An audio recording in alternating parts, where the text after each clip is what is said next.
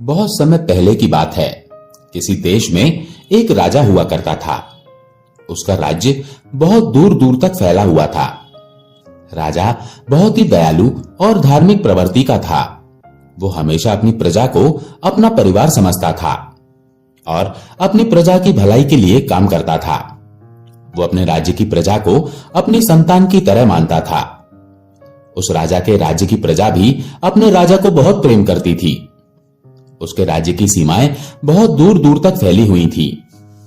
राजा के राज्य में प्रजा को किसी प्रकार का कोई भी दुख या तकलीफ नहीं थी, परंतु उस राजा की कोई संतान नहीं थी। इसी कारण से राजा हमेशा चिंतित रहता था। संतान प्राप्ति के लिए राजा एक एक करके 6 शादियां कर चुका था, परंतु अभी तक किसी भी रानी से उसे संतान का सुख नहीं मिला था। वो राजा अपने घर में पूजा पाठ करने के साथ साथ अपने राज्य के सभी मंदिरों में जाकर पूजा पाठ और यज्ञ के साथ बहुत ही दान धर्म भी करता था, परंतु फिर भी उसकी रानियां मां नहीं बन पाईं। अब जैसे जैसे समय बीतता जा रहा था, उस राजा का दुख भी बढ़ता जा रहा था। राज्य की प्रजा भी दुखी रहने लगी थी, क्योंकि उन सभी को भी राजा के समान ही प्रजापालक और उत्तराधिकारी पाने की कामना थी, और वो कामना पूरी नहीं हो पा रही थी। उस राज्य के लोग सदा ईश्वर से उस राजा के लिए प्रार्थना करते थे कि राजा के यहाँ कम से कम एक पुत्र तो जरूर पैदा हो जाए, जो उनके राज्य का आने वाला राजा बन सके। इसलिए उस राजा की प्रजा भी सभी देवी देवताओं की आराधना करती थी, देवी देवताओं से मन्नत मांगती थी। एक दिन की बात है, वो राजा जंगल में शिकार करने के लिए निकल जाता है। शिकार करते समय वो एक हिरण का पीछा करने लगता है, और हिरण का पीछा करते करते वो जंगल में काफी दूर निकल जाता है, परंतु फिर भी हिरण उसे नहीं मिलता है। वो हिरण लंबी लंबी छलांग मारता हुआ उस जंगल में कहीं गायब हो गया था। वो राजा काफी देर तक हिरण को जंगल में इधर उधर ढूंढते रहे, लेकिन वो हिरण उन्हें कहीं नहीं मिला। काफी देर तक इस प्रकार घूमते घूमते उस राजा को बहुत जोरों की प्यास लग गई थी, और राजा अपने रास्ते से भटक चुके थे।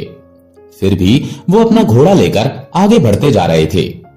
चारों दिशाओं में घनघोर जंगल ही जंगल था। अचानक उन्हें कहीं से पानी की आवाज सुनाई दी। अब उस राजा ने सोचा कि लगता है शायद इधर कोई झरना है। राजा झरने की आवाज सुनते सुनते उसी आवाज की दिशा में चलने लगे। तभी कुछ दूर आगे जाने के बाद राजा को वो झरना दिखाई दिया।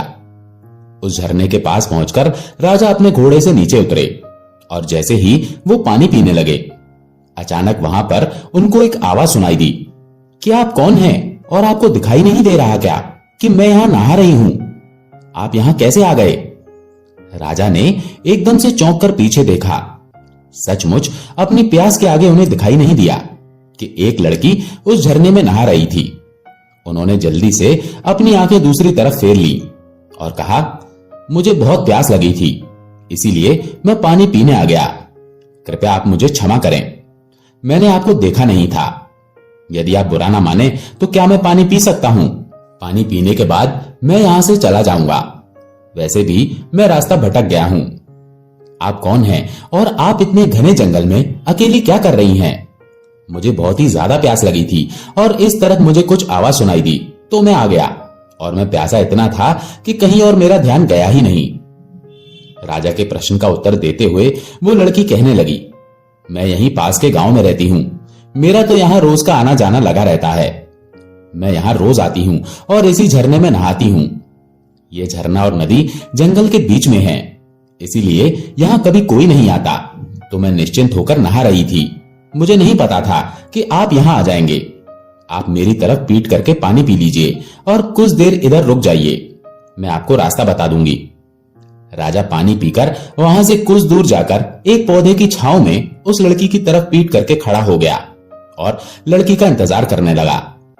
इधर वो लड़की जल्दी जल्दी नहाकर एक चट्टान के पीछे जाकर अपने कपड़े बदलने लगी, और कुछ ही देर में वहां से निकलकर राजा के पास आ गई।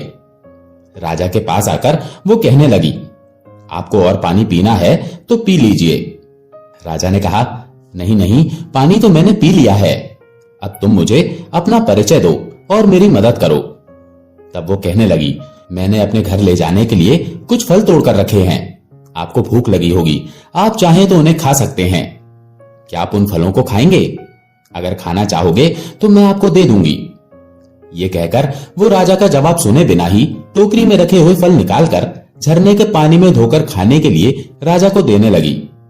राजा लगातार उस लड़की को देख रहा था। राजा ने देखा कि वो बार बार उससे फल लेने की जिद कर रही है। तब राजा ने उस लड़की से फलों को ले लिया और उस लड़की से पूछने लगा, क्या तुम नहीं खाओगी? अब वो कहती है, नहीं, आप अतिथि हैं, आप खाइए। अब उस राजा ने उससे कहा कि अभी तक आपने अपने बारे में कुछ नहीं बताया है, मैं तुम्हारे बारे में भी जानना चाहता हूं। तब वो कहती है, मेरा नाम मीनाक्षी है और मैं यहीं पास के गांव में रहती हूं। मेरे परिवार में सिर्फ मेरी माँ है। मेरी माँ और मैं, हम दोनों लोग जंगल से फल और लकड़ियां ले जाते हैं और उन्हें बेचकर अपना गुजारा कर लेते हैं। और हाँ, एक और बात, मेरे घर के पास थोड़ी सी जमीन है। हम लोग उसमें कुछ अनाज और सब्जियां उगा लेते हैं। उन उगाई हुई सब्जियों को हम बाजार में बेच देते हैं, जिससे हमारा खर्चा चल जाता है। मैंने तो अपने बारे में आपको सब कुछ बता दिया है, परंतु आपने अभी तक अपने बारे में कुछ नहीं बताया कि आप कौन हैं। तब राजा ने एक पल के लिए कुछ सोचा और फिर वो बोला कि जब मैं अगली बार तुमसे मिलने आऊंगा तब मैं तुमको बताऊंगा कि मैं कौन हूं। राजा ने यह भी कहा कि मैं तुमसे मिलने इसलिए आऊंगा क्योंकि तुम्हें देखकर तुमसे बात करने की इच्छा होती है। इसके बाद मीनाक्षी हंसते हुए बोली, मैंने आपको बताया तो था कि मैं रोज यहां आती हूं। सुबह लकड़ियां ले जाकर मां को दे देती हूं, फिर फल लेकर जाती हूं। उसके बाद खाना खाकर हम सब्जी और फल बेचने के लिए बाजार जाते हैं। मैं आपको रोज इस समय पर यहीं मिलूंगी, या फिर आप चाहें तो आप मेरे गांव में भी आ सकते हैं। उस लड़की की इतनी बात सुनकर राजा वहां से चला गया और अपने राज्य को लौट आया। लेकिन राजा मीनाक्षी पर मोहित हो गया था, इसीलिए वो उसी के बारे में सोच रहा था कि तभी उसके मंत्री ने अपने राजा से पूछा, हे राजन, आप क्या सोच रहे हैं? तभी राजा ने उसे सारी बात बताई। तब वो मंत्री कहता है कि हे राजन, आप उससे विवाह कर लो। हो सकता है उससे ही हमारे राज्य को एक उत्तराधिकारी मिल जाए। मंत्री का यह सुझाव सुनने के बाद अगले ही दिन राजा अपने मंत्री को साथ में लेकर मीनाक्षी से मिलने के लिए निकल गया।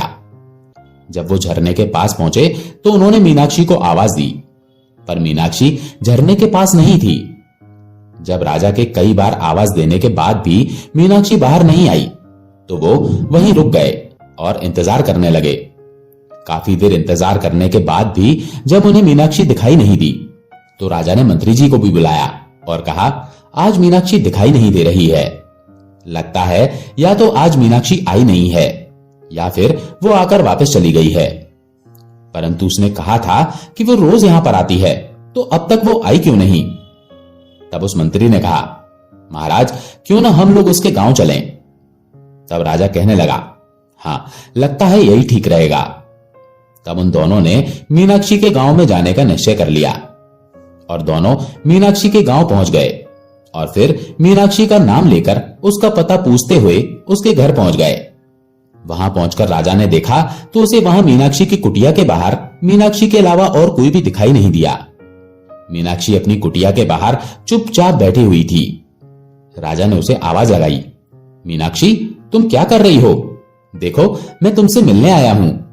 मैंने झरने के पास तुम्हारी बहुत प्रतीक्षा की, परंतु तुम वहां नहीं आई। मीनाक्षी की आंखें आंसुओं से भरी हुई थी। राजा ने पूछा, मीनाक्षी, क्या हुआ? तुम क्यों रो रही हो? तभी वहां से गुजरते हुए ग्रामीणों में से एक ने कहा, बाबूजी, इसके अपनों में सिर्फ इसकी एक मां ही तो थी और वो भी चल बसी है क्योंकि उसे सर्प ने काट लिया था और उनकी मृत्यु हो गई। अब ये बेचारी अकेली रह गई है। अब आप ही बताएं कि ऐसे में ये बेचारी रोए नहीं तो क्या करे? लेकिन आप लोग कौन हैं? तब मंत्री जी ने राजा का परिचय दिया और मंत्री की बात सुनकर पूरे गांव में खलबली मच गई। सभी ने मिलकर राजा का दिल से स्वागत किया। राजा ने गांव के मुखिया से कहा, मैं मीनाक्षी से विवाह करना चाहता हूं, क्या आप लोगों को कोई आपत्ति है? तब उस गांव के मुखिया ने कहा कि नहीं, हमें कोई दिक्कत नहीं है। हमारी बेटी राजरानी बनेगी। हमारे तो भाग्य ही खुल गए। ये गांव अब आपका ससुराल होगा। इससे अधिक हमें और क्या चाहिए?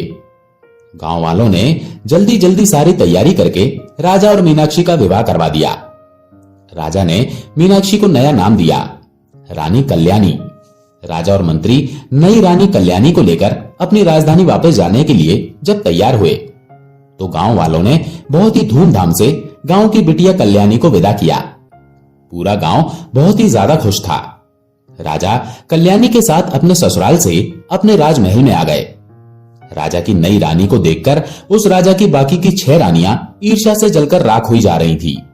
उन सभी रानियों ने मन से दुखी होने के बाद भी अपने आप को खुश दिखाते हुए कल्याणी का स्वागत किया। अब तो राजा का अधिकांश समय कल्याणी के साथ ही व्यतीत होता था। कल्याणी भोली भाली और मासूम दिल की थी। वो अपनी सौतन के मन में छिपी हुई अपने प्रति ईर्ष्या को पहचान नहीं पा रही थी। कल्याणी अपने भोले स्वभाव के कारण ये नहीं जानती थी कि उसकी सौतनें उससे कितनी नफरत करती हैं। अब कल्याणी के साथ राजा के विवाह को भी काफी समय बीत चुका था, लेकिन फिर भी उन्हें कोई संतान नहीं हुई। एक बार एक सन्यासी महाराज उस राजा के राज्य से गुजर रहे थे। वो सन्यासी उस इलाके में बहुत ही प्रसिद्ध थे।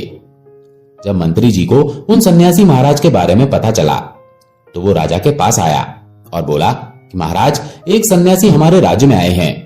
वो सन्यासी बहुत ही महान महात्मा हैं। क्यों ना उन्हें राज दरबार में बुलाकर उनसे इस परेशानी का हल पूछा जाए।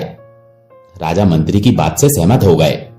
अब उन्होंने सन्यासी महाराज को आदर के साथ महल में बुलाया। जब वे महात्मा महल में पहुंचे तो राजा ने उनका बहुत सत्कार किया और उन्हें अपनी परेशानी के बारे में बताया। राजा ने अपनी सभी रानियों को भी राज दरबार में ही बुला लिया। महात्मा ने उस समय कुछ भी ना कहते हुए राजा से कुछ दिन महल में रुकने की आज्ञा मांगी, जिसे राजा ने खुशी खुशी स्वीकार कर लिया और अपने सेवकों को आज्ञा दे दी कि महात्मा जी के रहने का उचित प्रबंध किया जाए। राजा ने अपनी सभी रानियों से भी कहा कि महात्मा जी का पूरा सत्कार होना चाहिए। सभी 6 रानियों ने महात्मा के फटे पुराने वस्त्र देखे तो उन्हें घिन आने लगी। उन्हें अच्छा नहीं लगा कि वे सभी महात्मा के फटे वस्त्रों की ओर देखें। जब भी राजा उन्हें महात्मा जी का कोई कार्य करने को कहते थे तब वो किसी न किसी बहाने से उन साधु महात्मा की सेवा करने से इनकार कर देती थी। लेकिन सबसे छोटी रानी कल्याणी उन महात्मा का पूरा सत्कार किया करती थी। शायद जंगल में पली होने के कारण उसे इस बात का कोई घमंड नहीं था कि वो इस राज्य की रानी है। उसने अपना पूरा मन लगाकर उन महात्मा की सेवा की। कुछ दिनों बाद जब महात्मा जाने के लिए तैयार हो गए तब जाने से पहले उन्होंने सभी को आशीर्वाद दिया। अंत में सबसे छोटी रानी कल्याणी को उन्होंने अपने पास बुलाकर कहा कि बेटी, तुमने मेरी बहुत सेवा की है, मेरा बहुत ध्यान रखा है। बहुत जल्दी ही तुम्हें सुंदर संतान की प्राप्ति होगी और इस महल में बच्चों की आवाज सुनाई देगी। ये सुनकर राजा और रानी कल्याणी बहुत खुश हो गए। उन्हें इस प्रकार आशीर्वाद देकर महात्मा चले गए और सचमुच कुछ ही दिनों के भीतर छोटी रानी गर्भवती हो गई। कुछ ही दिनों में कल्याणी ने राजा को शुभ समाचार दिया कि वो पिता बनने वाले हैं। रानी गर्भवती हो गई है। यह समाचार सुनने के बाद राजा की खुशी का तो अब कोई ठिकाना ना था। अब तो राजा रानी कल्याणी का और भी ज्यादा ध्यान रखने लगे थे। उन्होंने कल्याणी को किसी तरह की कोई तकलीफ ना हो, ये सोचकर राजमहल में सभी दास दासियों को कल्याणी की इच्छा पूरी करने के निर्देश दे दिए। उन्होंने कुल गुरु को भी यह निर्देश दिया कि वो प्रतिदिन रानी को धार्मिक और प्रेरक कहानियां सुनाएं। रानी के गर्भवती होने का समाचार जब राज्य में फैला तो पूरे राज्य में खुशी की एक लहर फैल गई। उस राज्य के सभी लोग खुशियां मनाने लगे। सभी लोग खुश थे कि राज्य को अब उत्तराधिकारी मिलने वाला है। परंतु राजा की 6 रानियां तो जलकर राख हो गई थी। 6 की 6 रानियां आपस में विचार करने लगी कि अब क्या होगा। अब तो वो सब यही सोच रही थी कि छोटी रानी तो पहले से ही राजा को बहुत प्यारी है। बच्चा होने के बाद तो इसका और अधिक ध्यान रखा जाएगा। कल की आई हुई ये औरत पटरानी हो जाएगी। उसके बाद हम सभी का तो कोई महत्व ही नहीं रह जाएगा और ये हमें दासी की तरह समझेंगे। इस तरह वे आपस में सलाह करके हमेशा रानी कल्याणी को परेशान करने का प्रयास किया करती थी, परंतु उनका कोई भी प्रयास सफल नहीं हो पाता था। कभी कुल गुरु के लोग रास्ते में आ जाते थे, तो कभी राजा की प्रजा और कभी दासियां, तो कभी स्वयं राजा ही उनके रास्ते की रुकावट बन जाते थे। इस तरह समय बीत रहा था और रानी की गर्भावस्था का समय भी लगभग पूरा होने को था। तभी अचानक राज्य की सीमा पर विद्रोहियों ने विद्रोह कर दिया। उनके विद्रोह को दबाने के लिए सेनापति को राजा ने भेज दिया, परंतु वो अपने काम में फिर भी असफल रहे। तब राज्य की सीमा पर स्वयं राजा को ही जाना पड़ा। राजा ने अपनी सबसे बड़ी रानी को छोटी रानी मीनाक्षी की उचित देखभाल करने का आदेश दिया और वो विद्रोह को दबाने के लिए महल से निकल गए। राजा के जाते ही सभी रानियों को सुनहरा अवसर मिल गया और सभी रानियां कल्याणी से मधुर बातें करते हुए बच्चे के लिए आवश्यक सावधानियां बतलाकर चली जाती थी। रानी कल्याणी समझ नहीं पा रही थी कि आखिर कुलगुरु और सभी रानियों की बातें इतनी अलग अलग क्यों हैं। आखिर सही कौन है? दोनों की बातें एक दूसरे से बिल्कुल विपरीत हैं।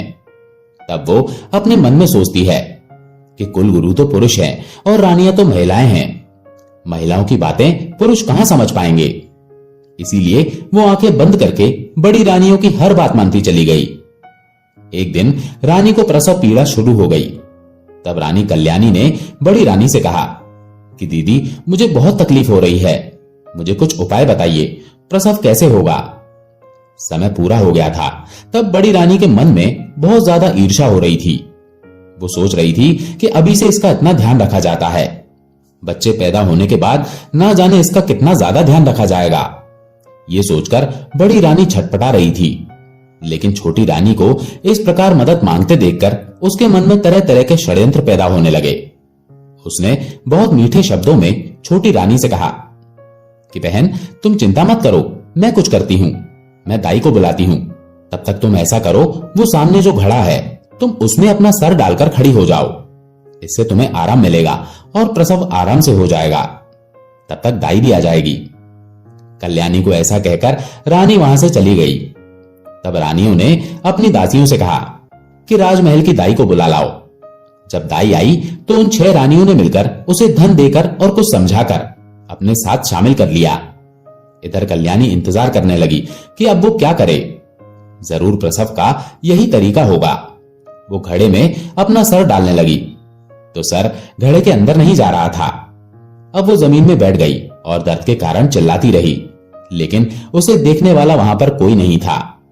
दूसरी तरफ बड़ी रानी और दूसरी रानियों ने अपनी विश्वास पात्र दाई से कहा कि तुम छोटी रानी के कमरे के बाहर जाकर खड़ी रहो और देखती रहो कि वहां कोई दूसरा जाने नहीं पाए। दाई कमरे के बाहर खड़ी हो गई। छोटी रानी कल्याणी दर्द से रो रही थी। भगवान की कृपा से छोटी रानी ने एक एक करके 7 बच्चों को जन्म दिया। रानी कल्याणी ने 6 लड़के और 1 लड़की को जन्म दिया, जिससे रानी कल्याणी को बहुत ज्यादा तकलीफ हो रही थी और वो बेहोश हो गई थी। ये देख देखकर दाई ने जल्दी से बड़ी रानी को बुलाया और सभी बच्चों को उन्हें दिखाया। बड़ी रानी के साथ सभी छोटी रानियां भी वहां आ चुकी थी। वो सभी ये देखकर हैरान थी कि छोटी रानी ने एक साथ 7 बच्चों को जन्म दिया है और सभी बच्चे बिल्कुल स्वस्थ और तंदुरुस्त हैं। उन्होंने उस दाई से कहा कि तुम जल्दी से जाओ और कुछ ईंट पत्थर के टुकड़ों को लेकर आओ। अब दाई जल्दी से ईंट पत्थर के टुकड़ों को लेकर आ गई। उसके बाद बड़ी रानी ने दाई से कहा कि तुम यहां से इन सभी बच्चों को ले जाओ और जंगल में ले जाकर इन्हें मार के जमीन के नीचे दफन कर देना। हमने जो तुम्हें सोना चांदी और सिक्के देने का वादा किया है वो बहुत जल्दी ही तुम्हें मिल जाएंगे। दाई बहुत खुश हो गई और वो सभी बच्चों को लेकर वहां से चली गई। उसके जाने के बाद सभी रानियों ने मिलकर वहां से बच्चों के होने के सारे निशान साफ कर दिए। बच्चों के स्थान पर उन्होंने ईंट पत्थर के टुकड़े वहां रख दिए। साथ ही उस घड़े को तोड़कर उसके टुकड़े भी वहां पर रख दिए और उसके बाद सभी रानियां अपने कमरे में आ गईं। कुछ देर बाद वही दाई वापस उनके पास पहुंच गई। तब बड़ी रानी ने उससे पूछा, क्या हुआ, क्या तुमने उन्हें मारकर जमीन में दबा दिया है कि नहीं? तब दाई ने कहा, जी, मैंने उन्हें मार के दफना दिया है। दाई की इस बात को सुनने के बाद सभी रानियां बहुत खुश हुई और उन्होंने दाई को इनाम के रूप में बहुत सारे सोने चांदी के सिक्के देकर विदा किया। इस प्रकार अपना सारा काम पूरा करने के बाद सभी रानियां छोटी रानी कल्याणी के पास आईं और उसके ऊपर पानी के छींटे मारकर छोटी रानी को होश में लाईं। रानी कल्याणी के होश में आने के बाद रानी कल्याणी बहुत कमजोर महसूस कर रही थी। उसने सभी रानियों से पूछा कि मेरे बच्चे कहां हैं और मुझे लड़का हुआ है या लड़की? तब उन रानियों ने पत्थरों की ओर इशारा करते हुए कहा, ये देखो, तुमने इन पत्थरों को जन्म दिया है। छोटी रानी कल्याणी ये सुनकर आश्चर्यचकित थी कि ऐसा कैसे हो सकता है कि मैंने ईंट और पत्थरों को जन्म दिया है। छोटी रानी के पास ईंट और पत्थर पड़े हुए थे। उसने रोते हुए कहा कि ईंट और पत्थर, ऐसा कैसे हो सकता है? नहीं, ये नहीं हो सकता। बच्चा तो जरूर हुआ होगा। अब सभी रानियों ने कहा, तो क्या हमने उसे कहीं छुपा दिया है? यही तो है जिसे तुमने जन्म दिया है। तब उन रानियों ने पत्थर के टुकड़ों को एक थैली में भर दिया। अब उन्हें राजा के आने की प्रतीक्षा थी। छोटी रानी बहुत ही आश्चर्यचकित और परेशान थी। वो समझ नहीं पा रही थी कि ऐसा कैसे हो सकता है कि मैंने पत्थरों को जन्म दिया है। कुछ समय बाद राजा भी युद्ध जीतकर अपने नगर को वापस आ गए। उनके स्वागत में भव्य तैयारी की गई, परंतु लोगों के चेहरे पर वो उमंग, वो खुशी नहीं दिख रही थी जिसकी उन्होंने कल्पना की थी। राजा जब राजभवन में आए तो पटरानी सहित सभी रानियों ने उनका स्वागत किया। छोटी रानी कल्याणी का चेहरा उदास था, परंतु दूसरी रानियां बहुत खुश दिखाई दे रही थी। राजमहल में ऐसा माहौल देखकर राजा को बहुत आश्चर्य हुआ। छोटी रानी का उदास चेहरा देखकर उन्होंने पूछा, रानी कल्याणी, क्या बात है? आप दुखी नजर आ रही हैं। इस पर छोटी रानी कल्याणी के कुछ भी कहने से पहले ही बड़ी रानी ने जवाब दिया कि महाराज, वो दुखी कैसे नहीं रहे, इसका भेद जो खुल गया है। रानी की बात को सुनकर राजा को कुछ समझ नहीं आया। उसने बड़ी रानी से पूछा, आपके कहने का मतलब क्या है? कल्याणी को प्रसव हुआ कि नहीं? तब बड़ी रानी ने झूठ मूठ का दुख का दिखावा करते हुए कहा, महाराज, आप तो चले गए थे, लेकिन हमें तो बहुत बड़े धोखे में रखा गया। इस रानी कल्याणी ने ईंट पत्थर को जन्म दिया है और ईंट पत्थर इन्हीं के कमरे में रखे हुए हैं। आप जाकर स्वयं देख लीजिए। बड़ी रानी राजा को कल्याणी के कक्ष में ले गई और उन्हें ईंट और पत्थरों के टुकड़ों को दिखाया। राजा ईंट और पत्थरों को देखकर आश्चर्यचकित थे। उन्होंने कहा, यह कैसे हो सकता है? मानव गर्भ से ये ईंट और पत्थर कैसे पैदा हो सकते हैं? बड़ी रानी कहने लगी, महाराज, वही तो हम भी कह रहे हैं। किसने हमारे साथ गर्भवती होने का नाटक किया था? हम भी तो उम्मीद लगाए बैठे थे कि हमें राज्य का उत्तराधिकारी मिलेगा। इसके साथ ही हमें भी तो माता होने का सौभाग्य प्राप्त होगा, परंतु ऐसा कुछ भी नहीं हुआ। बड़ी रानी के इस प्रकार कहने पर राजा को उसकी बातें ठीक लगी। राजा को भी लगा कि रानी ने सभी को धोखा दिया है। अब राजा क्रोध से भरकर रानी कल्याणी की ओर पलट गए और पूछा, बताइए रानी, आपने हमें इतना बड़ा धोखा क्यों दिया? मेरे साथ छल करने की आपकी हिम्मत कैसे हुई? यदि आप ऐसा ना करती तो हम इसे विधि का विधान मानकर संतोष कर लेते कि हमारे भाग्य में संतान सुख है ही नहीं। लेकिन आपने तो हमें हमारे जीवन की सबसे बड़ी आशा दिखाकर हमारी आशा पर पानी फेर दिया। हम तो आपके मासूम चेहरे पर मोहित होकर आपको अपनी रानी बनाकर लेकर आए थे। हमने आपको इतना प्यार और सम्मान दिया, परंतु आप उस सम्मान के योग्य नहीं हैं। आपने हमें धोखा देने से पहले हमारे बारे में एक बार भी नहीं सोचा। हमें आपसे ऐसी उम्मीद बिल्कुल भी नहीं थी। हमने आप पर कितना भरोसा किया और आपने हमारे साथ इतना बड़ा धोखा किया। आपने जो छल हमारे साथ किया है उसका दंड तो हम आपको अवश्य देंगे। आज से आप हमारी रानी नहीं बल्कि महल की नौकरानी होंगी।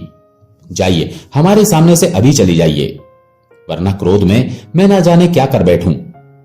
राजा के ऐसे शब्द सुनकर छोटी रानी बहुत दुखी हुई, लेकिन वो कुछ नहीं कर सकती थी। वो उस कक्ष से बाहर चली गई और एक तरफ बैठकर रोने लगी। इस घटना के बाद तो राजमहल में छोटी रानी का जीवन बहुत मुश्किल से होकर गुजरने लगा था। सभी रानियां कल्याणी के साथ बहुत बुरा व्यवहार करती थी। उससे महल की नौकरानियों से भी अधिक काम कराया जाता था। उनको महल की सफाई के काम में लगा दिया गया। रानी कल्याणी बहुत दुखी हो गई और उस कारण उसके दिन बहुत ही दुख के साथ गुजर रहे थे। रानियों की क्रूरता दिन पर दिन बढ़ती जा रही थी, पर वो सब कुछ सहने के अलावा क्या कर सकती थी? उनके पास कोई ऐसा सबूत नहीं था जिससे वो अपनी गर्भावस्था को प्रमाणित कर पाती। वो जानती थी कि वो सच में गर्भवती थी। उन्हें आश्चर्य होता था कि उनके बच्चों का क्या हुआ।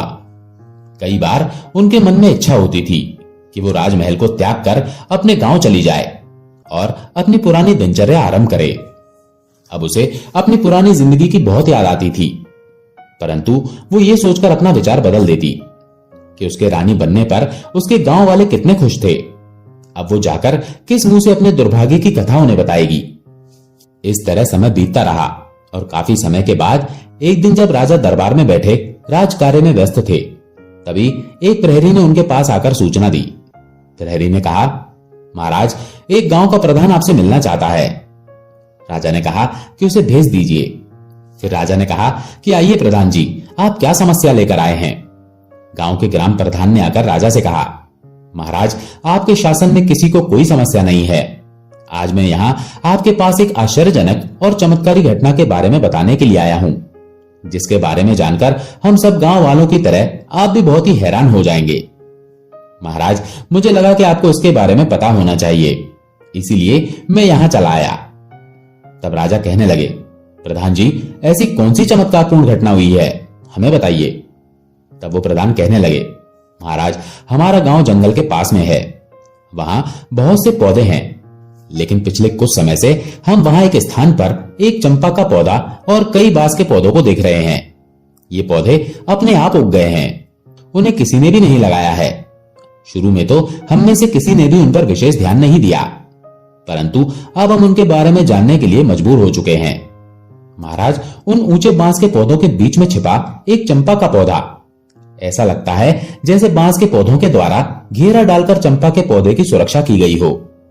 उन्हें देखकर ऐसा लगता है कि जैसे वो बांस के पौधे खास तौर पर उस चंपा के पौधे की सुरक्षा के लिए ही लगाए गए हों।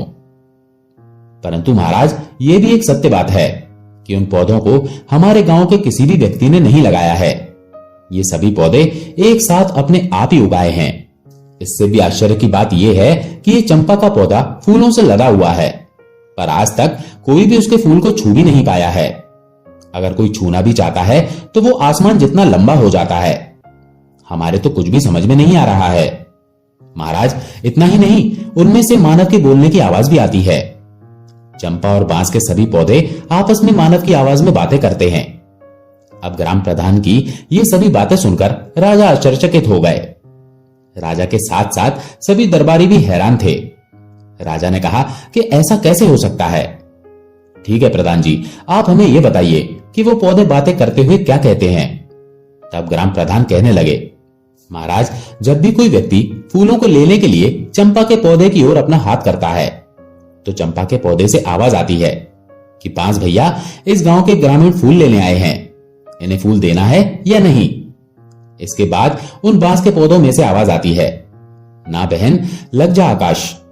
इसके बाद चंपा की डालियां इतनी ऊंची हो जाती हैं कि कोई भी इंसान उन तक नहीं पहुंच पाता। लंबे डंडे से भी चंपा के फूलों तक पहुंचना संभव नहीं होता है, परंतु प्रतिदिन सुबह के समय चंपा के फूल जमीन पर बिखरे मिलते हैं, जो कि बहुत ही सुगंधित होते हैं। प्रधान कहता है कि महाराज, आश्चर्य की बात तो यह है कि सभी ग्रामीणों ने फूल लाने की बहुत कोशिश की, परंतु आज तक एक भी फूल अपने हाथों से नहीं ला पाए। यहां तक कई गांव के ग्रामीणों ने भी बहुत प्रयास किया, परंतु कोई भी व्यक्ति एक भी फूल नहीं तोड़ पाया। सभी असफल रहे। अब तो सभी लोगों ने उस चंपा के पौधे को आकाश चंपा के नाम से बुलाना शुरू कर दिया है। राजा ने ग्राम प्रधान की ये सभी बातें सुनने के बाद हैरान होकर मंत्री को आदेश दिया, मंत्री जी, आप खुद जाकर देखिए वो किस प्रकार के पौधे हैं और इसके बारे में हमें पूरी जानकारी दीजिए। मंत्री जी ने कहा, मैं स्वयं जाकर देखता हूं। मंत्री जी उसी समय ग्राम प्रधान को लेकर दरवाजे से बाहर निकल गए। राजा और सारे दरबारी आश्चर्य में पड़ गए। वो समझ नहीं पा रहे थे कि आखिर सच्चाई क्या है। मंत्री के वहां से जाने के बाद राजा भी ये सोचकर अपने राजकाज में व्यस्त हो गए कि मंत्री जी गए हैं, वो सब कुछ पता लगाकर आ जाएंगे। राजमहल से निकलकर जब मंत्री जी ग्राम प्रधान जी के साथ उन पौधों के पास पहुंचे तो सभी ग्रामीण भी वहां पर इकट्ठा हो गए। सुबह का समय था। मंत्री जी, ग्राम प्रधान और गांव के लोग उस चंपा के पौधे के पास पहुंच चुके थे। वहां पहुंचते ही चंपा के फूलों की गंध उनकी नाक में प्रवेश कर गई। चंपा की सुगंध से वे सम्मोहित हो गए। चंपा के पौधे के पास पहुंचकर मंत्री जी ने देखा कि ग्राम प्रधान के बताए अनुसार वहां पर एक चंपा का पौधा था और कई बांस के पौधे थे। चंपा का पौधा बिल्कुल बीच में था और बांस के पौधे उसे अपनी सुरक्षा के घेरे में लिए हुए खड़े थे। चंपा की डालियां सामान्य ऊंचाई पर थीं, जिसे मंत्री जी आराम से अपने हाथ से पकड़ सकते थे और फूल भी तोड़ सकते थे। पौधे के चारों ओर जमीन पर फूल बिखरे हुए थे।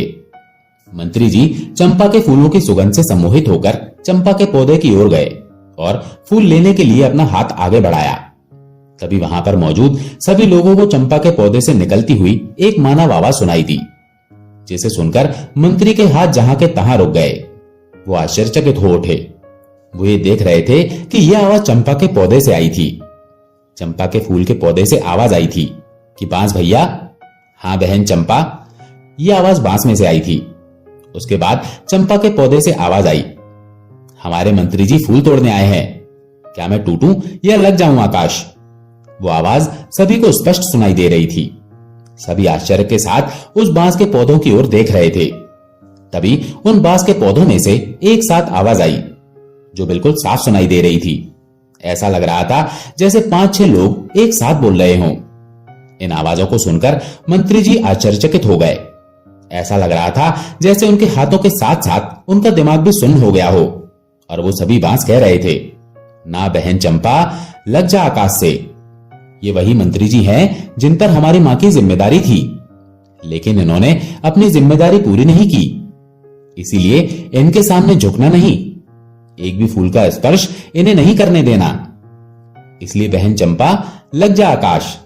और अचानक से चंपा की सभी डालियां इतनी ऊंची हो गईं कि अब मंत्री जी किसी भी तरह से उसके एक भी फूल को नहीं तोड़ सकते थे। मंत्री जी ने चंपा के फूल तोड़ने का बहुत प्रयास किया, लेकिन बहुत कोशिश करने के बाद भी वो एक फूल भी नहीं तोड़ सके। उन बांस के पौधों में से अब जो आवाज आ रही थी, वे मंत्री जी से कह रही थी कि जाइए मंत्री जी, आप अपने राजकाज का संचालन कीजिए। आप किसी इंसान की जिम्मेदारी लेने के योग्य नहीं हैं। मंत्री जी, आप अपनी जिम्मेदारी पूरी तरह से नहीं निभाते हैं। आपने एक बार भी ये देखने की कोशिश नहीं की कि हमारी महारानी कल्याणी गर्भावस्था के अंतिम दिन में कैसी हैं और उनका प्रसव कैसा होगा। ऐसे कठिन समय में उन्हें कौन कौन सी समस्या हो सकती है। इसीलिए अब आप यहां से जाइए। हमारी दृष्टि में आपने अपराध किया है। आप हमारे सामने से चले जाइए। उन बांस की बातों को सुनकर मंत्री जी आश्चर्यचकित थे। एक ओर तो उन्हें इस बात का आश्चर्य हो रहा था कि ये पौधे मनुष्य की आवाज में बात कैसे कर रहे हैं। वहीं दूसरी ओर वो ये सोचकर भी हैरान थे कि वो सचमुच रानी कल्याणी को दिन में केवल एक बार देखकर आ जाते थे। ये बात सच तो थी, लेकिन उन्हें यह समझ नहीं आ रहा था कि ये बात इन पौधों को कैसे पता चली। और वो आत्मग्लानि से भर उठे, क्योंकि उन्हें गर्भावस्था के अंतिम समय में रानी की देखभाल तथा प्रसव अपनी निगरानी में करवाना चाहिए था। अब उन्हें यह महसूस हो रहा था कि सही में उन्होंने अपनी जिम्मेदारी सही ढंग से पूरी नहीं की है। परंतु ये बात इन पौधों को कैसे पता है? तब उन्होंने पौधों से पूछा कि आप ही हमें बताइए, हमसे क्या गलती हुई है और हमारे द्वारा उस गलती का क्या प्रायश्चित हो सकता है, जिससे हमारी भूल सुधारी जा सके। परंतु उसके बाद उन पौधों में से कोई आवाज नहीं आई। मंत्री जी पौधों से बात करने का बार बार प्रयास करते रहे। उन्होंने पौधों से कई प्रकार के प्रश्न पूछे, लेकिन उन्हें पौधों की तरफ से कोई उत्तर नहीं मिला और ना ही अब पौधों की तरफ से कोई भी आवाज आ रही थी। लेकिन चंपा की डालियां अभी भी ऊंचाई पर थीं, इसीलिए मंत्री जी बहुत परेशान थे। मंत्री जी को उनके प्रश्न के उत्तर नहीं मिले थे। मंत्री जी निराश होकर वहां से वापस जाने लगे। वहां से लौटने से पहले उन्होंने गांव वालों से कहा, मैं इस बात को महाराज से अवश्य कहूंगा और मुझे पूरा विश्वास है कि मेरी बात सुनने के बाद महाराज इस बात का पता लगाने के लिए यहां अवश्य आएंगे। इसके बाद मंत्री जी वहां से अपनी राजधानी वापस आ गए। राजमहल वापस आकर उन्होंने महाराज को सारी बात बताई और कहा कि महाराज, मुझे लगता है कि राजमहल में कुछ षड्यंत्र तो अवश्य हुआ है। अब मुझे ग्लानि हो रही है। मुझे ऐसा लग रहा है जैसे मैं रानी कल्याणी की देखभाल पूरी तरह से नहीं कर पाया। आज मुझे उन पौधों की बात सुनकर ऐसा लग रहा है कि कुछ ऐसा हुआ है जो हम लोग नहीं जानते। कुछ तो बहुत ही गलत हुआ है जिसका हमें नहीं पता है, परंतु उन पौधों को इसके बारे में सब कुछ पता है। मैंने अपनी तरफ से उन पौधों से सब कुछ जानने की पूरी कोशिश की, लेकिन उन्होंने मुझे कुछ नहीं बताया। महाराज, मेरा आपसे अनुरोध है कि आप एक बार अवश्य वहां चलें और स्वयं देखें। हो सकता है वो चंपा का पौधा आपको सारी बातें बता दे। मंत्री की पूरी बात ध्यानपूर्वक सुनकर राजा ने कहा, ठीक है, हम स्वयं चलेंगे और अपने साथ अपनी रानियों को भी लेकर चलेंगे। हम सारे लोग वहां चलकर देखेंगे परंतु राजा कल्याणी को नहीं ले जाना चाहता था। अब उन मंत्री जी को कुछ समझ नहीं आ रहा था कि अब वो क्या करें। उन्होंने फिर से कोशिश करते हुए महाराज से कहा कि महाराज, यदि आप कल्याणी की सूरत नहीं देखना चाहते तो ना देखें, लेकिन उन्हें अपने साथ अवश्य लेकर चलें, क्योंकि महाराज मुझे लगता है राजमहल में कुछ षड्यंत्र तो अवश्य हुआ है और उसका पता हमें नहीं चल पाया है। महाराज, मुझे दुख है कि अनजाने में मैं भी षड्यंत्र में शामिल हो गया हूं। इसलिए तो चंपा और बांस ने मुझे जिम्मेदारी नहीं निभाने वाला इंसान कहा और साथ ही वो मुझसे बहुत ही नाराज लग रहे थे। हे महाराज, आप मेरी इतनी सी बात को मानकर मुझ पर उपकार कीजिए। हो सकता है इससे मुझे अपनी भूल सुधारने का अवसर ही मिल जाए और मेरे किसी अनजाने पाप का प्रायश्चित हो जाए। मंत्री की भावनाओं को समझते हुए महाराज ने कहा कि ठीक है मंत्री जी, अगर आप कल्याणी को साथ ले जाना चाहते हैं तो ले जा सकते हैं, लेकिन इतना ध्यान रहे कि वो मेरी नजरों के सामने ना आने पाए। अगर वो मेरे सामने आ गई तो मैं बर्दाश्त नहीं करूंगा, क्योंकि उसने मुझे इतना बड़ा धोखा दिया है, इसीलिए मैं उसे अपने सामने नहीं देख सकता। इस प्रकार राजा और मंत्री के बीच चंपा के पास जाने का दिन और समय तय हो गया। अब राजा और मंत्री के वहां जाने की तैयारी होने लगी। निश्चित दिन पर और समय पर राजा अपनी रानियों के साथ चंपा के फूलों का रहस्य जानने के लिए निकल पड़े। आगे रथ में स्वयं उनकी पटरानी तथा पीछे 5 रानियों की पालकी थी। उनके कई प्रमुख सभा सदस्य भी उनके साथ जा रहे थे। राजा के आदेश के अनुसार छोटी रानी कल्याणी को सभी के साथ जाना था, परंतु मंत्री जी ने उनके जाने की व्यवस्था अपने परिवार के साथ की थी और पूरे सम्मान सहित एक पालकी में अपने परिजनों के साथ उनकी यात्रा सुनिश्चित की। मंत्री जी को अब भी अपने आप पर ग्लानि हो रही थी कि उन्होंने गर्भ की अवस्था में रानी की पूरी तरह से देखभाल नहीं की थी और उन्होंने रानी के प्रसव की सही व्यवस्था नहीं की थी। उन्हें पूर्ण विश्वास हो गया था कि रानी ने राजा को धोखा नहीं दिया है, उनके साथ छल हुआ है। राजा की सवारी अब गांव की तरफ चल दी और गांव के पास आकर सभी एक वन में रुक गए।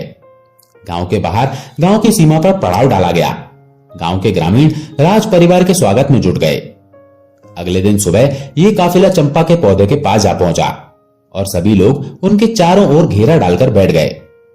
आज भी चंपा के फूल जमीन पर बिखरे हुए थे और उनमें से निकल रही मनमोहक सुगंधित हवा पूरे वातावरण को सुगंधित कर रही थी। चंपा की सुगंध से वहां उपस्थित सभी लोग प्रफुल्लित हो रहे थे। अब राजा भी उस चंपा के पौधे के रहस्य को जानने के लिए बेताब थे। सभी 6 रानियां राजा के पास खड़ी थी, परंतु सिर्फ छोटी रानी कल्याणी उनके पास ना होकर मंत्री जी की पत्नी के साथ खड़ी थी। तभी एक रानी ने महाराज से कहा, महाराज, यदि आपकी आज्ञा हो तो मैं कुछ फूलों को तोड़कर ले लूं। मुझे इसकी खुशबू से बहुत ही अच्छा लग रहा है। राजा ने कहा, हाँ रानी जी, क्यों नहीं, आप अवश्य फूल तोड़ लीजिए। तभी दूसरी रानी ने कहा, महाराज, मेरी भी फूल तोड़ने की बहुत इच्छा हो रही है। इनकी सुगंध इतनी अच्छी है कि मैं अपने आप को रोकने में असमर्थ हूं। आप आदेश दें तो मैं भी कुछ फूल तोड़ लाऊं। तभी महाराज ने सभी को आज्ञा दे दी। जब दोनों रानियां फूलों के पास गईं और उन्होंने चंपा के फूलों को तोड़ने के लिए अपना हाथ आगे किया, तभी चंपा के फूलों से आवाज आई, रानी आप रुकिए, आप हमारी आज्ञा के बिना इस तरह हमारे फूल नहीं तोड़ सकती। आवाज को सुनते ही रानी के हाथ जहां थे वहीं रुक गए। आसपास बैठे सभी लोग भी इस आवाज को सुनकर डर गए। तभी चंपा के पौधे से आवाज आई, बांस भैया, हमारी सौतेली मां हमारे फूल लेने आई है। मैं टूटूं या लग जाऊं आकाश। तब बांस के पौधे में से आवाज आई, बहन चंपा, लग जा आकाश, ये तो तुम्हें छूने के योग्य भी नहीं है। क्या तुम्हें याद नहीं कि इन्होंने हमारी मां के साथ कैसा अत्याचार किया है? इसलिए बहन, इनके बारे में मत सोच और लग जाओ आकाश के साथ। तुरंत ही चंपा की डालियां ऊपर उठने लगी और आकाश को छूने लगी। निराश होकर महारानी वापस आकर अपने स्थान पर खड़ी हो गई। इसी प्रकार से 5वीं, चौथी, तीसरी और फिर दूसरी रानी भी हार मानकर अपने स्थान पर बैठ गईं। इसके बाद आई सबसे बड़ी रानी। उन्होंने अपना हाथ पौधे की ओर बढ़ाया और कहा, सभी सुने, मैं इस राज्य की महारानी और महाराजा की पटरानी हूं। इस राज्य में जो कुछ भी है उन सबका उपयोग सबसे पहले या तो मैं करती हूं या वो मेरी अनुमति से किसी और को प्राप्त हो सकता है।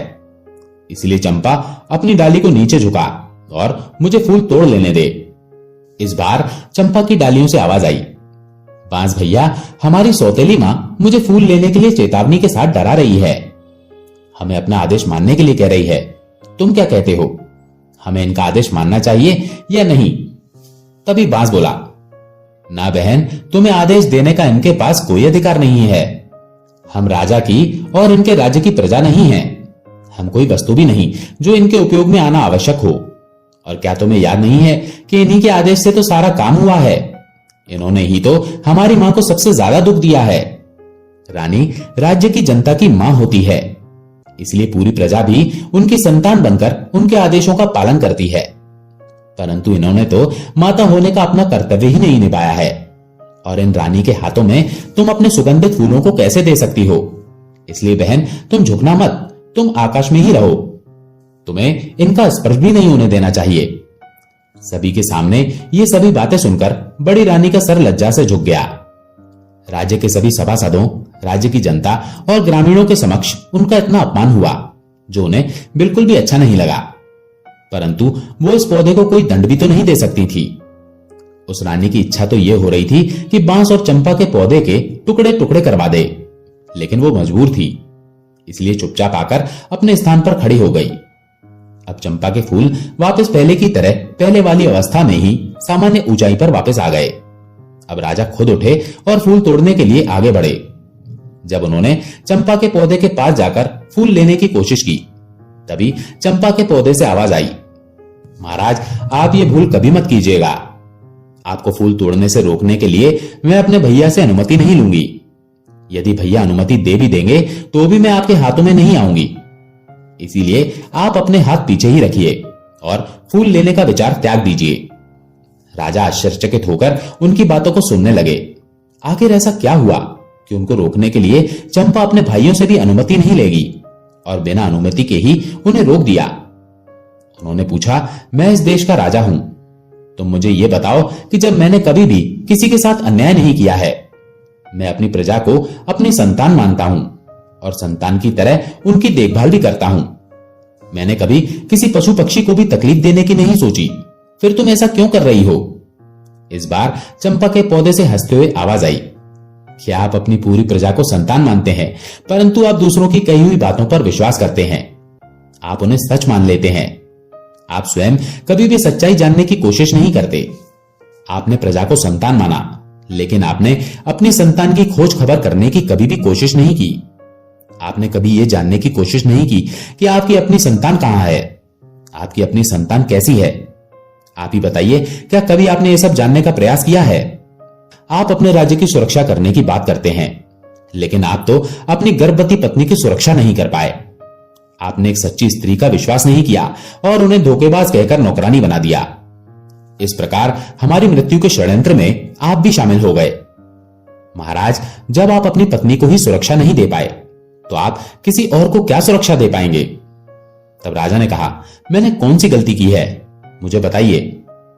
तब चंपा के पौधे ने कहा, यह जानने का अधिकार आपको नहीं है, इसलिए आप वापस जाएं और अपने राज्य का संचालन करें, युद्ध लड़ें। आपकी प्रजा आपकी संतान अवश्य है, लेकिन उस प्रजा की संतान की देखभाल करने के कारण आप अपनी संतान, अपने होने वाले बच्चों की सुरक्षा नहीं कर पाए, अपने होने वाले बच्चों की रक्षा नहीं कर पाए। इसलिए आप यहां से जाइए। अब राजा के पास कहने के लिए कोई शब्द नहीं थे, इसीलिए वे अपने स्थान पर आकर चुपचाप खड़े हो गए। उनके कुछ भी समझ में नहीं आ रहा था कि क्या है पूरी सच्चाई। अब मंत्री जी ने राजा से कहा, महाराज, अब आप यदि आदेश दें तो हम छोटी रानी कल्याणी को एक बार फूल तोड़ने के लिए पौधे के पास भेज दें।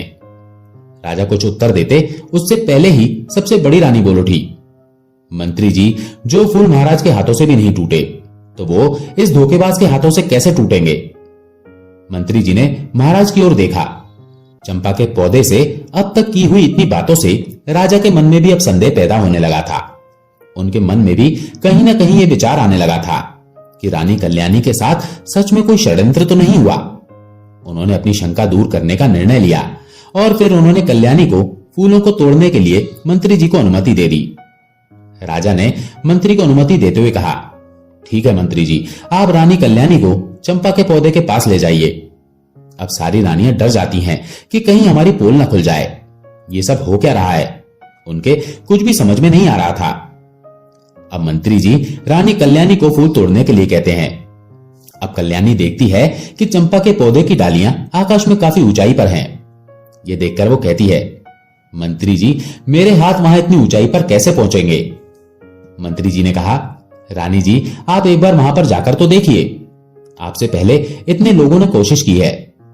इतने लोग तो अभी तक फूल को तोड़ नहीं पाए, और अभी अभी आपने देखा कि महाराज भी फूल नहीं तोड़ पाए। इसलिए आप घबराइए मत। यदि आपसे नहीं भी टूटेगा तो क्या हुआ, छोड़ दीजिएगा, लेकिन आप चलिए तो सही। अब मंत्री जी ने रानी को उस प्रकार समझाया तो रानी हिम्मत करके चलती हुई चंपा के पौधे के पास आई और उसने अपने हाथ बढ़ाकर चंपा के पौधे के तने को छुआ और उसे बहुत प्यार से सहलाया। रानी को ऐसा लगा जैसे उसे कोई सुख मिल रहा है। वो पौधे को सहला रही थी, तभी पौधे से आवाज आई, बांस भैया सुनो। अब आवाज थोड़ी रुंधी हुई थी। तब बांस ने कहा, बहन चंपा, तुम रो क्यों रही हो? चंपा ने कहा, हमारी मां फूल लेने आई है। उन्होंने मुझे बहुत ही प्यार से स्पर्श किया है। उनके प्रथम कोमल स्पर्श से मैं आनंदित हो गई हूं, इसलिए मेरा हृदय भावुक हो गया और आज मैं द्रवित हो गई हूं। आप मुझे आदेश दें कि अब मैं क्या करूं। मेरी तो इच्छा हो रही है मैं अपनी मां के चरणों में अपने सारे फूल समर्पित कर दूं। सभी बांस के पौधों से एक साथ आवाज आई, हां बहन चंपा, बिल्कुल सही है। तुम्हारा दिल जो कह रहा है वही करो। मां के चरणों में तो स्वर्ग है। मां के चरणों का स्पर्श कर लो। इस आवाज के साथ ही सभी ने बहुत ही हैरानी से देखा कि सारी डालियां झुककर रानी के चरणों को छूकर रानी कल्याणी के चारों ओर फैल गईं। उसके ऊपर चंपा के फूलों की वर्षा हो रही थी। रानी कल्याणी के सिर से पांव तक चंपा के पुष्प भरे हुए थे और रानी आंसू बहाते हुए चंपा की डालियों को अपने हाथों से पकड़कर सहलाती जा रही थी। रानी कल्याणी की आंखों से आंसू बहने लगे। ये देखकर सभी राज्य कर्मचारी, सभासद और ग्रामीण भावुक हो गए। सभी की आंखों से आंसू बहने लगे। राजा ने उन पौधों से पूछा, तुम ये बताओ कि तुम कौन हो? तुम देव हो, नर हो या किसी अन्य लोक के प्राणी हो? तुमने किसी को भी अपने फूलों को छूने भी नहीं दिया, परंतु अब छोटी रानी के ऊपर तुम अपने पुष्प की वर्षा कर रही हो। इसका क्या मतलब है? इसके पीछे क्या कारण है? मुझे बताओ, मैं इसके बारे में विस्तार से जानना चाहता हूं। इस बार चंपा ने कहा, राजन, मैं और ये 6 बांस आपकी और छोटी रानी की ही संतान हैं। हम 7 भाई बहनों का जन्म एक साथ हुआ था। मुझसे बड़े 6 भाई और मैं सबसे छोटी बहन थी। हमारे जन्म के समय हमारी मां बहुत अधिक पीड़ा में थी। हमारी मां ने आपकी पटरानी और इस राज्य की महारानी से अपनी सहायता करने के लिए निवेदन किया, तो पटरानी ने हमारी मां को एक घड़े में मुंह डालकर खड़ी हो जाने के लिए कहा था। हमारी मां ने उसमें अपना सर डालने की कोशिश की, लेकिन उसका मुंह छोटा होने के कारण उनका सर तो अंदर नहीं गया, परंतु मेरी मां की परेशानी और बढ़ गई। इस दर्द को देखने के बाद भी उनकी सहायता करने के लिए कोई नहीं आया और हम 7 भाई बहनों का जन्म हुआ। तब महारानी ने एक दाई को बुलाया। महारानी ने उस दाई को पैसों का लालच देकर हमें मारकर जंगल में जमीन में दबाने के लिए कह दिया। इसके बाद कुछ ईंट पत्थर के टुकड़ों को हमारी मां के पास रख दिया, जिससे हमारी मां को पता ही नहीं चला कि हम लोगों ने जन्म लिया था। वो कभी भी समझ नहीं पाई कि उनके बच्चे आखिर गए तो कहां गए। आपने भी दूसरों की बातों पर विश्वास करते हुए उन्हें धोखेबाज कहा। इसके बाद राजा ने उनसे पूछा कि जब तुम लोगों को मारकर जमीन में दबा दिया गया था, तो फिर तुम लोग पौधे कैसे बन गए? महाराज, ईश्वर की लीला बड़ी ही विचित्र है। जब दाई हमें लेकर आई तो अचानक जोरों की आंधी आ गई। वो दाई तो हमें मारकर राजमहल के बगीचे में ही दबाना चाहती थी, परंतु राजमहल के बगीचे में उसे ऐसा करते हुए कोई देख न ले, इसी डर की वजह से वो हमें लेकर इस वन में चली आई। यहां आने के बाद जब वो कुदाल से मिट्टी खोद रही थी, तभी आकाश मार्ग से परियों की रानी अपनी सखियों के साथ वन भ्रमण के लिए आ रही थी। जब उनकी दृष्टि हम पर पड़ी तो उन्होंने हमें उठा लिया और दाई ने महल में जाकर महारानी से झूठ बोल दिया कि उसने हमें मारकर जमीन में अंदर दबा दिया है, क्योंकि उसे डर था कि सच्चाई जानकर महारानी उसे मरवा देगी। दाई के वहां से जाने के बाद परियों की रानी ने मेरे 6 भाइयों को बांस में बदल दिया और मुझे चंपा के फूल का पौधा बना दिया।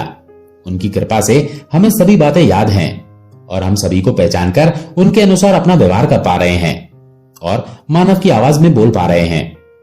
तब राजा कहने लगा, तो क्या तुम लोग अपने असली रूप में नहीं आ सकते? तब चंपा कहने लगी, महाराज, हम अपने असली रूप में आ सकते हैं, अगर हमारी माँ सभी बांस के पेड़ों से एक एक पत्ती ले और मेरे पौधे से भी एक पत्ती ले, फिर इन सभी 7 पत्तियों को एक साथ रखकर परियों की रानी का नाम लेकर प्रार्थना करे और कहे, हे परी रानी, मेरे बच्चे मुझे वापस कर दो, तो हम सभी वापस अपने असली रूप में आ जाएंगे।